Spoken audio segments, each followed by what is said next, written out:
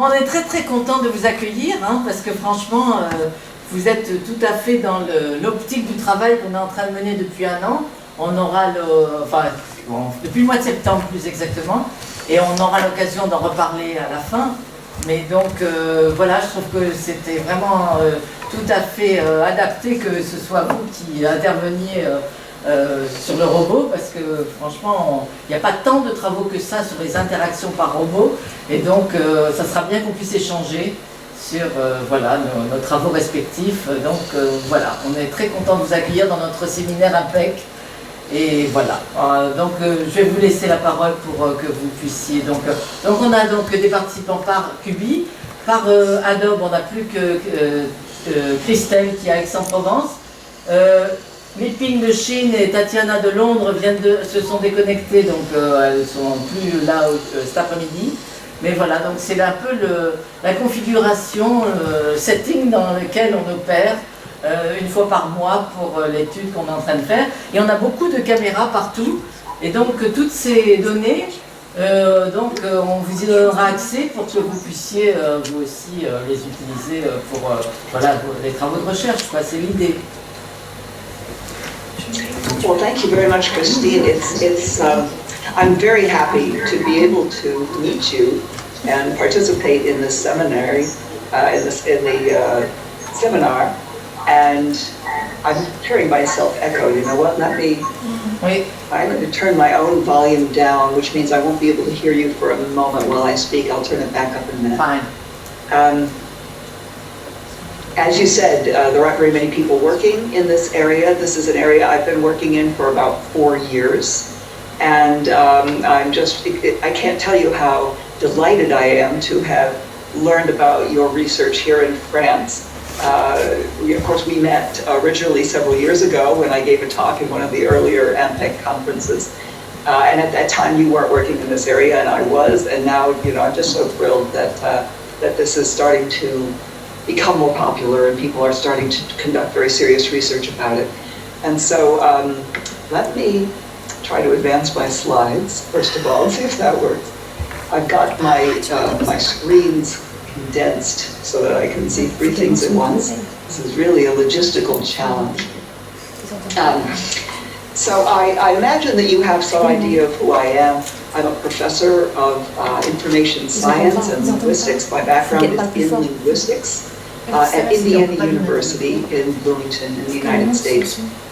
But I wanted to give you just a little background about my interest in telepresence robots.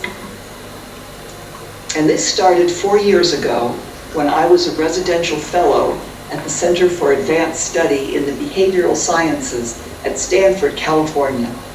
And there I met a colleague who designed robots for fun, and he had created a robot that he called Pi Robot. This is a picture of me meeting with Pi Robot for the first time, and Pi was an autonomous robot. He was not a telepresence robot, but my colleague agreed to adapt Pi Robot into a telepresence robot. And we conducted some simple experiments with me rolling around, connecting from home, connecting from different places on campus, connecting from different states, and participating in different kinds of activities at the center. Social activities, happy hours, small group meetings, attending talks, and so forth. And here's a picture, for example, of me connecting through Pi Robot to a small research group meeting with my research group at Casbus. And as you may be able to see, that's the robot from the rear. We had attached an iPad for a screen, and we had attached some speakers and microphones to convert it into a telepresence robot. This got me very interested in telepresence robots, and I started thinking about buying one for myself because I had certain telepresence needs as a person with disabilities. I am mobility impaired, I use a wheelchair, and it's difficult for me to travel to go to conferences, especially overseas. In addition, I had obligations through my university to teach, to advise students, to participate in faculty meetings and doctoral defenses and so forth, as well as attending conferences where normally I was in the habit of delivering lectures remotely. But what I missed was not being able to attend the talks of other speakers at the conference, or to be able to socialize with other participants. For example, to go out for a glass of wine after the conference. And I'd become increasingly frustrated with the limitations of video conferencing as regards, for example, turn-taking, gaining the conversational floor. If I wanted to take a turn to speak, I could raise my hand, but nobody would see me with video conferencing. Also being immobile, not being able to move around. And it seemed like the interaction was also more formal than face-to-face communication. So these were some of my frustrations. And so I did some shopping, and I ended up purchasing my first telepresence robot, which was a Vigo. I now have also a Kubi, and I have a Beam Plus, the smaller version of the robot that I'm using today. And here's a picture of me teaching through my Vigo back in Indiana. And here's a picture of me socializing at a happy hour, a social event in Stanford. When I was in New York, my robot was still in Stanford, and I was in New York. And of course, that's me in the robot there. But I'm also a researcher. And for years, I've been studying computer-mediated communication of all kinds. And I was very intrigued by what kind of communication robot-mediated communication is, and how should we conceptualize robot-mediated communication as communication. And so it seems to me that we can consider robot-mediated communication to be a type of computer-mediated communication. On the one hand, it's like video conferencing, supplemented by movement. Some people, you may have heard this, some people call telepresence robots Skype on wheels, basically video conferencing where you can move around. On the other hand, it's also like avatar-mediated communication.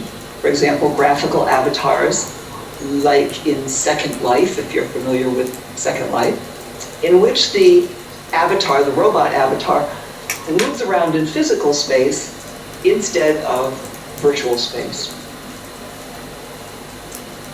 One thing is certain is that it's not like email and chat and traditional forms of CMC, because it uses spoken language, which is orally produced and ephemeral, as opposed to those text-based forms of computer-mediated communication. This can be visualized in a tree diagram if we say that CMC, broadly defined, is inherently multimodal. It is transmitted via different kinds of technologies. Text, on the one hand, which is CMC proper, or classic CMC. Audio and video, for example, in video conferencing, or what we might call video-mediated communication, but also via graphical avatars, in avatar-mediated communication. And then finally, we can add with robots.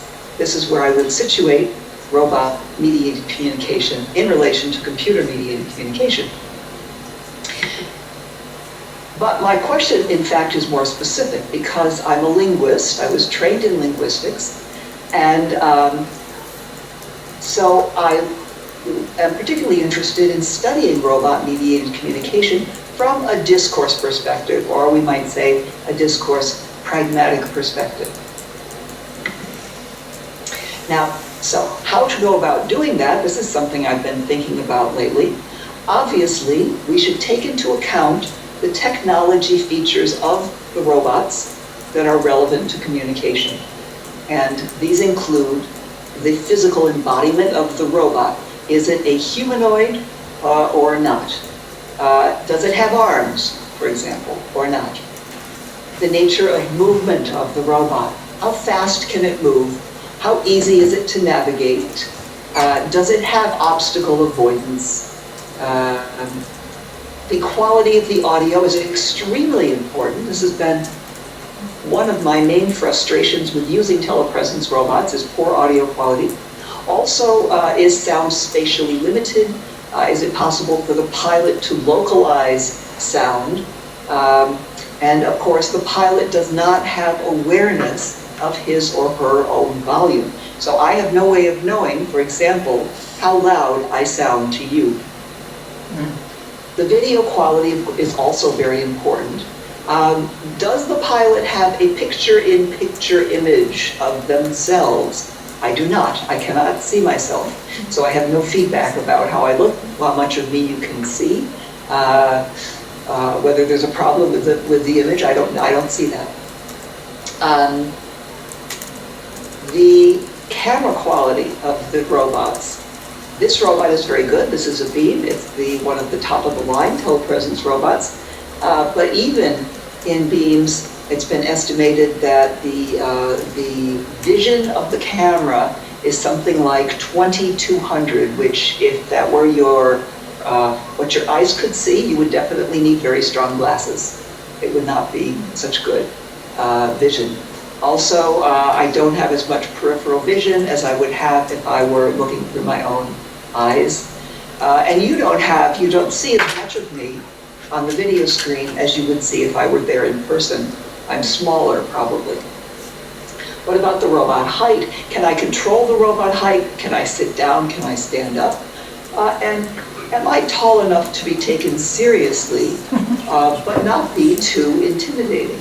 Some people have claimed that the beam that I'm using today is too tall, that it is somewhat intimidating. For example, if I were to roll right up close to you, would you feel nervous that I'm coming upon you and I am large and I am dominating you because I am taller? Some people feel that about the beam. So these are important to consider, but I think we also need to consider, whoops, sorry, I'm in the wrong window. We also need to consider linguistic phenomena. And let me stand someplace.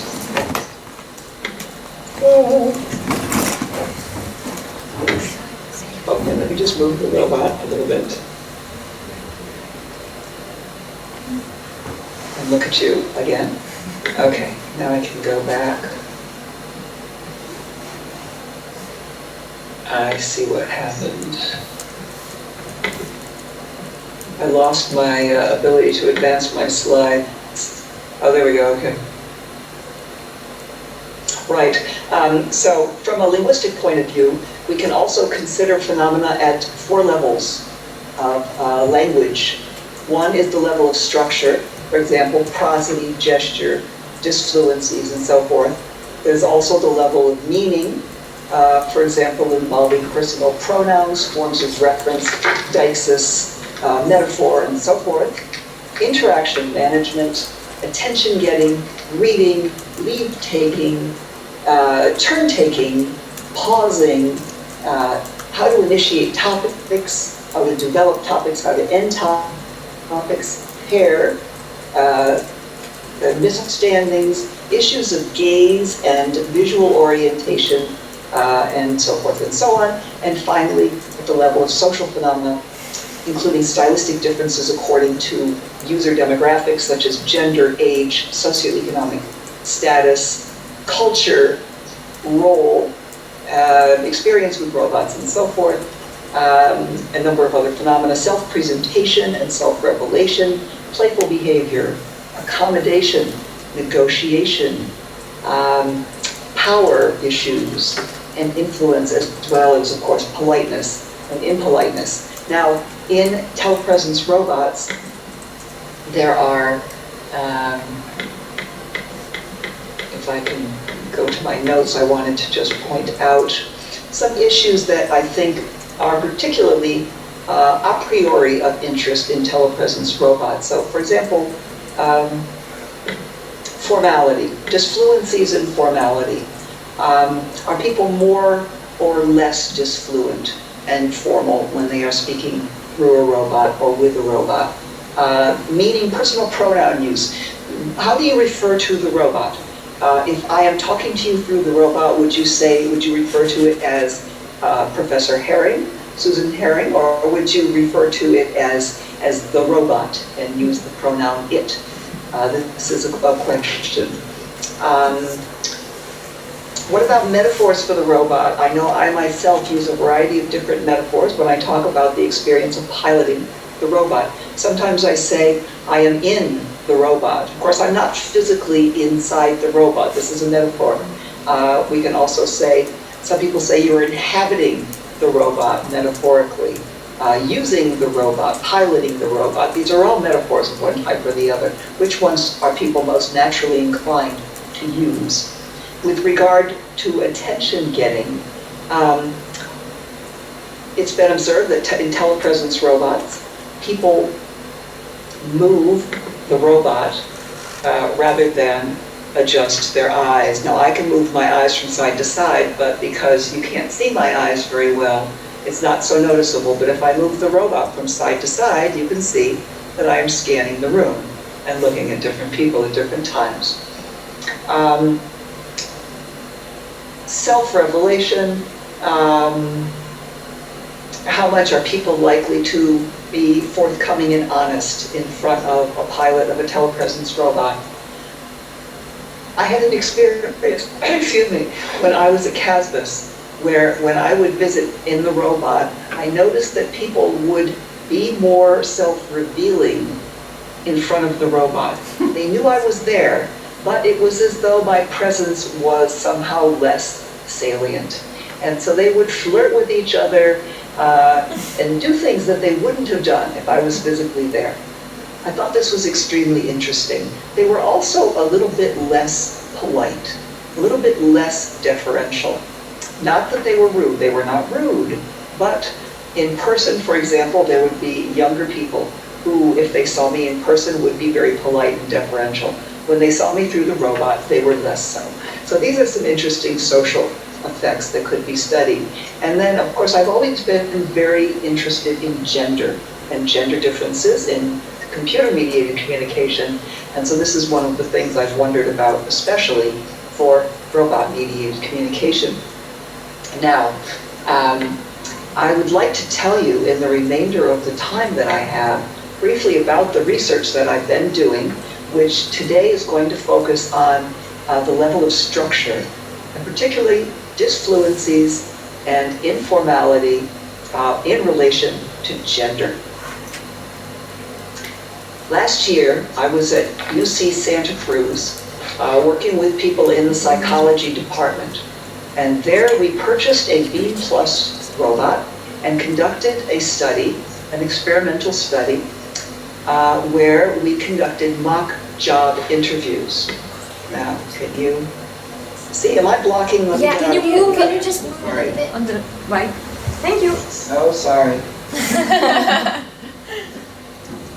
See, that's the problem of not being able to see space as well as I would like there. Forgive me. Okay. Now, make sure I'm going to get a little closer so you can hear me a little better. Yeah. So what we did is we told people, undergraduate students, young students, that we were going to conduct a job interview and that they would be interviewed part of the time by a robot and part of the time by a person, face-to-face. And so the first half of every interview was through the robot. The second half of every interview was through the same interviewer came back into the room face-to-face. Excuse me. Afterwards, we administered a survey with 7 items, adjectives that they had to use to describe, on the one hand, the robot interviewer, and then on the other hand, the face-to-face interviewer, who was the same person. And we ran the subject with 22 subjects, 11 males and 11 females.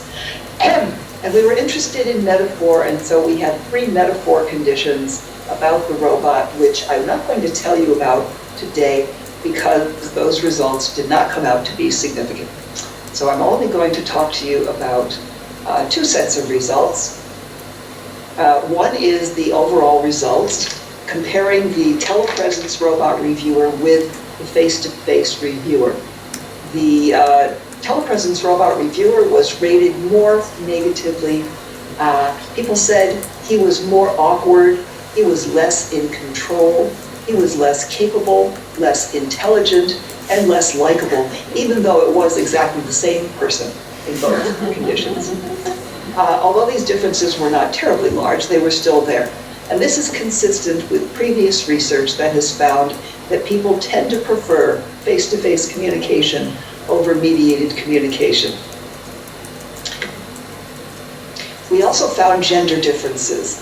Now, this was evident in several different ways. First of all, in the survey, the women rated the telepresence robot interviewer more negatively than the face-to-face interviewer.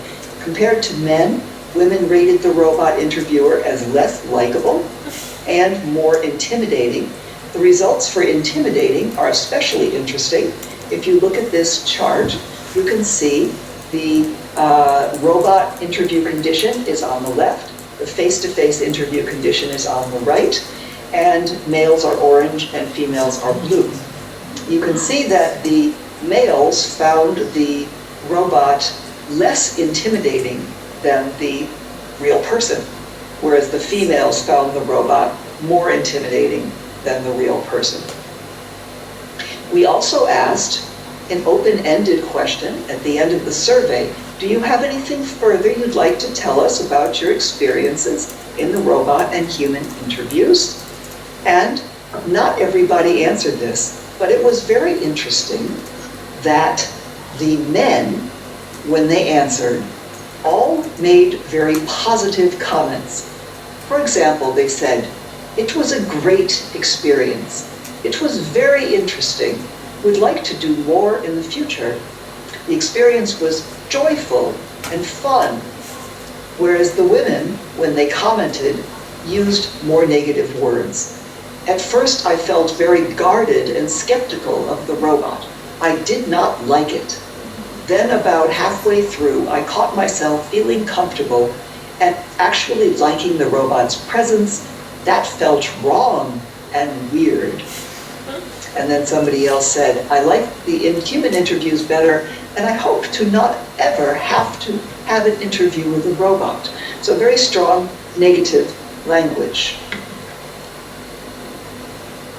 Finally, another set of evidence comes from the reactions that they had when they saw the robot for the first time upon entering the lab. I'd like to show you now how the lab was set up for the first half of the interview with the robot. The participants came through door 1, like so, and they faced the robot. They faced the robot, which was directly in front of them. The robot then spoke to them and said, "Please put your bag and your coat down on the couch and go and sit down on the other side of the table." So they did. And then the robot rolled around to the other side of the table, facing the participant, and they spoke. The interview was conducted. And then at a certain point, the robot interviewer said, "I have to go back to charge the batteries of the robot now." And then he went back to another door, door 2, and left the room, and later came back through door 1. What is particularly of interest here is this moment, the first sight of the robot, when they came through the door and they saw the robot directly in front of them. Here are examples of the men and how they reacted. So some men reacted in a kind of a neutral way. I hope you could see the facial expression there. Rather neutral. He looks like he might smile, but he's not sure. But some men thought this was very clever, that there was a robot, and they smiled. And then some men were really extremely happy and enthusiastic about it, and they came right up to the robot and big smile. And so we can perhaps capture these expressions a little bit in a popular language that everyone knows today, emoji. So we can say neutral and small. Now in contrast, the girls ranged from one who tried to smile, but she looked rather uncomfortable, to one who looked rather suspicious, and to one who looked downright frightened. So we can perhaps capture these expressions with a grimace, a suspicious look, and a look of alarm or fear. And these were typical of the reactions. Now, I looked at all of this evidence and I said, it seems very evident that the women do not like the robot as well as the men do, that they are not as comfortable with it. So the question we asked is, are there gender differences in robot-mediated communication, particularly in the discourse that people produce when they actually interact? In other words, will these differences that we saw be reflected in their discourse behavior? And are women different from men? Are women going to show less comfort, and are they different from men in this regard? And we looked at 3 discourse features. We started with laughter. Now, laughter does not always indicate mirth or humor. We know that it accomplishes complex interactional goals. Mutual laughter, where both parties laugh, is a sign of rapport and consensus, whereas unilateral or one-sided laughter is more frequent with participants who are at a disadvantage, and it can signal nervousness, or it can help also handle ambiguities and tension. It's been observed that laughter occurs in institutional settings, including in job interviews. So we thought this was relevant to look at for our job interview study. And in general, women laugh more than men. We also looked at 2 discourse markers, like and you know. These are ubiquitous in American English speech. Like is a marker indicating loose approximation, but it's also a stylistic marker of informal spoken language. It's been observed that it is used in interviews where it can be pragmatically useful to establish an informal tone, and it also is used more by women in general. You know has been described as a marker of speaker and listener interaction. It serves as an invitation to the hearer to fill out the speaker's meaning. It's also been observed to decrease social distance between speaker and hearer, but it's also sometimes used to stall for time when faced with a speech production problem, and it also is used more by women. Last, we looked at what are the 2 most popular pause fillers in American English, and which are and These are associated with speech processing difficulty. They can also indicate an upcoming delay in the speech. Some studies say that men use them more than women. Other studies say that women use them more than men. Other studies say that women use more and men use more. And then finally, other studies say that everybody uses more as they get older and more as they're young. This was very confusing to try to summarize, and so I didn't make any predictions about gender based on this previous literature. But as for the rest, we can articulate 5 hypotheses. And I grouped these hypotheses into 2 categories, awkwardness and sociability. I predict that women will laugh unilaterally more than men, and they will do that especially in the robot half of the interview. Women will say and more in the robot half of the interview, but we can't predict that they'll do that more than men because the previous literature doesn't say anything about that. In contrast, we predict that women will engage in more mutual laughter than men, but especially in the face-to-face half of the interview. And similarly, that women will say like more than men, and that women will say you know more than men, again, especially in the face-to-face half of the interview. So these are our 5 predictions. Unilateral laughter, and mutual laughter, like and you know. So in the remainder of this presentation, I will tell you what we found and interpret it very briefly, and then conclude by returning to the larger question of how to conduct discourse pragmatic analysis of robot-mediated communication. First, the results for unilateral laughter do strongly support that women laugh unilaterally more than men. Again, these charts are set up the same way as the one I showed you before. Robot condition on the left of the x-axis, face-to-face condition on the right of the x-axis, raw numbers on the y-axis. The women here are blue, the men are orange. And you can see that the women do have much more unilateral laughter than the men. They also have it somewhat more in the robot condition, which is not a very strong result, but somewhat. It's a trend in the direction that we were looking at. What are these 2 charts on the right, you may ask? This is showing each gender separately in relation to the interviewer. The interviewer is indicated with a dotted green line. And here you can see, for some reason, the interviewer actually has slightly more unilateral laughter in the face-to-face condition. And I think the reason, this may be an artifact of that we had difficulty hearing him laugh when he was projected through the robot. When his voice was coming out of the robot, we were looking at our video recordings of the interviews. We couldn't always tell that he was laughing. He probably was laughing in the robot condition as well. If so, that would level out his lines here. And I had hoped to show you a little video clip illustrating unilateral laughter, but we won't be able to do that. But I could read this for you. I know this print is very small. This is a young woman. She has a very high-pitched voice and she laughs a lot.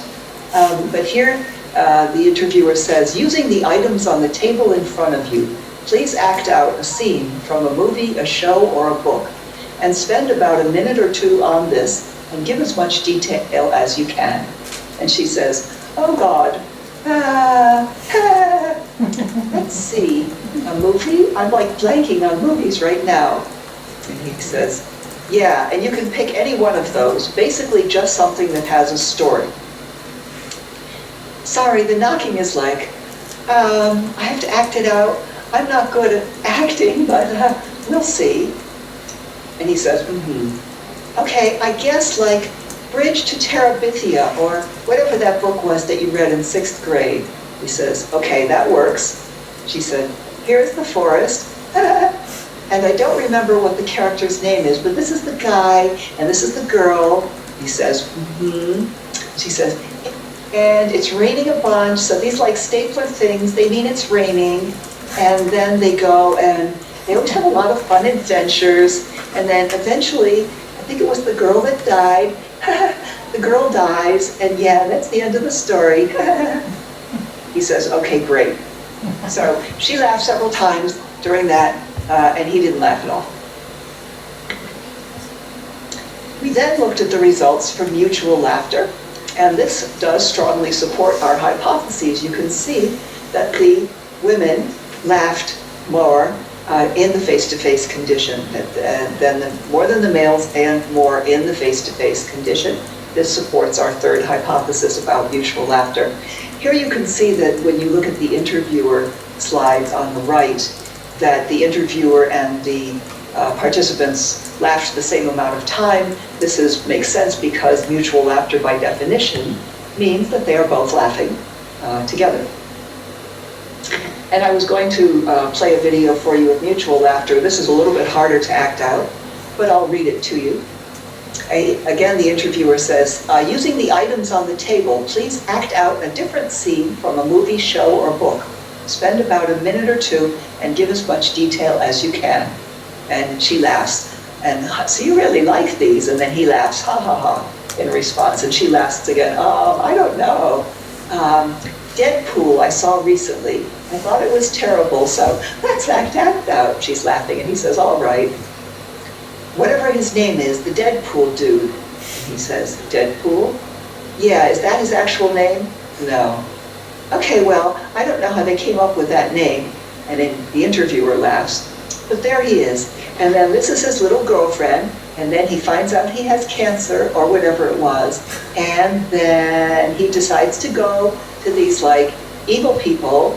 We'll say that these are all the evil people. Okay, he says. He goes there, and then they put him in this little machine-y thing. He goes in it, and then, ooh, he comes out as this. And then, he laughs. This cool little whatever he is. And he's really sexist and obnoxious. She's laughing. And I hated the whole movie, and she's laughing, But yeah, so he goes, and he fights a bunch of people, and he does stupid things, and the whole plot was just terrible. And then, in the end, he gets a girlfriend, and then, I don't really remember, What happens to the rest of them? She's laughing. Nothing really happened. And then he's laughing, okay, great, see. So, every time that she laughed, the interviewer laughed in response. And then one time, he laughed before she laughed as well. So that's mutual laughter. The results for like also support our hypothesis. You can see that the women use like much more than the men, and that they also use it somewhat more in the face-to-face condition relative to the men. Here the interviewer was trying to remain very constant. For some reason the interviewer's use of like declines slightly with the women, but it's pretty flat with the men. Not much going on with the interviewer. Here's the results for you know. And here we can see that the women definitely use you know much more in the face-to-face condition, as we hypothesized. However, the men use you know more overall, and this was contradictory to our hypothesis. We predicted the women would use you know more. Similarly, for and we didn't find what we hypothesized. We expected the women to use less and in the face-to-face condition, but they actually used slightly more and in the face-to-face condition. So it was the opposite of what we predicted.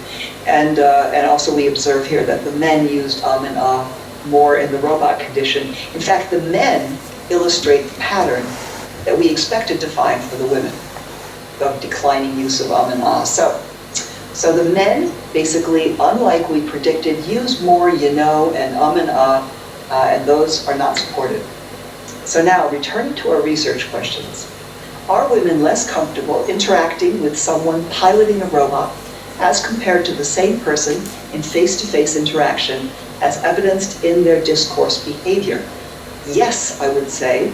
The evidence is their first reactions to seeing the robot interviewer, the fact that they used more unilateral laughter in the robot half of the interview, and the fact that they used more mutual laughter, you know, and like, in the second half of the interview, the face-to-face half, where they were acting as if they were more comfortable.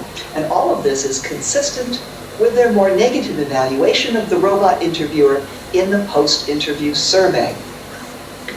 But at the same time, we have to acknowledge that the patterns for men are similar for laughter and like as the patterns for women. And that men use you know more overall, which was contradiction. And it was men and not women that showed the hypothesized trend for and So what is going on with the men? How would we explain this? One thing I would suggest as a possible explanation is that we did notice that the men took longer to answer questions than the women did, especially in the robot half of the interview. And if you look at the little chart at the bottom, you can see that the men's time, this is time in minutes and seconds, was considerably longer than the women's in the first half. The women's was slightly longer in the first half.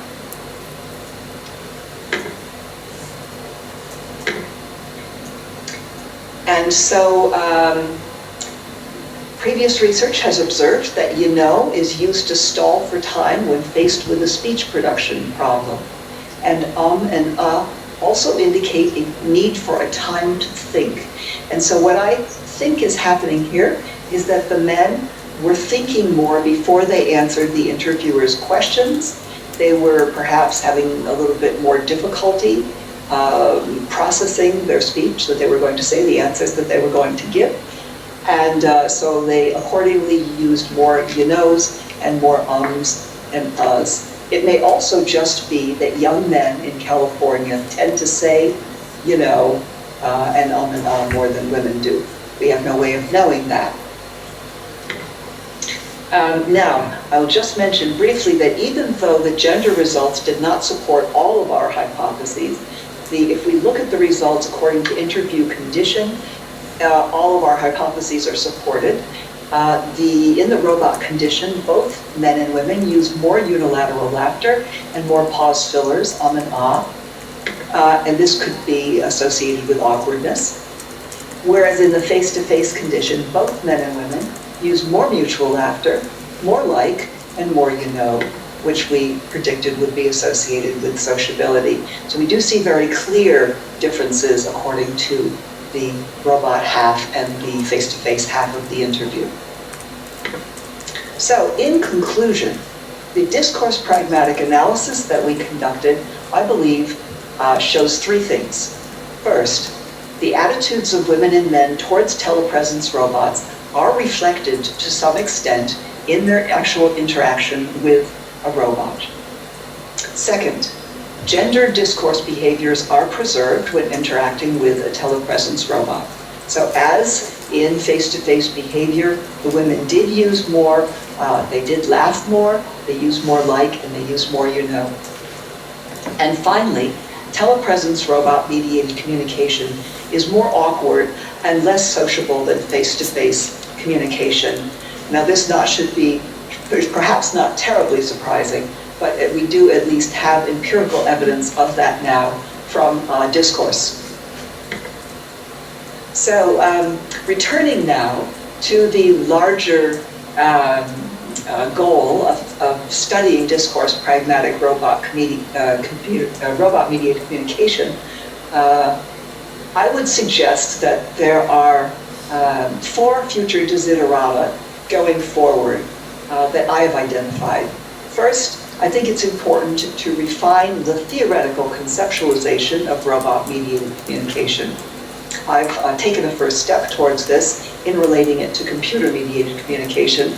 However, I'm sure other conceptualizations are possible. And perhaps you're developing some in your lab there as well. Second, I'm working on developing and refining a set of methods for RMC discourse analysis that takes into account the unique features of telepresence robots, their unique physical and technical properties, as well as the social behaviors that surround their use. And third, and I think most urgent, is to collect more data. I'm planning to go back to Santa Cruz this summer, and I hope to collect more quasi-experimental data through doing the same study, except with a female interviewer.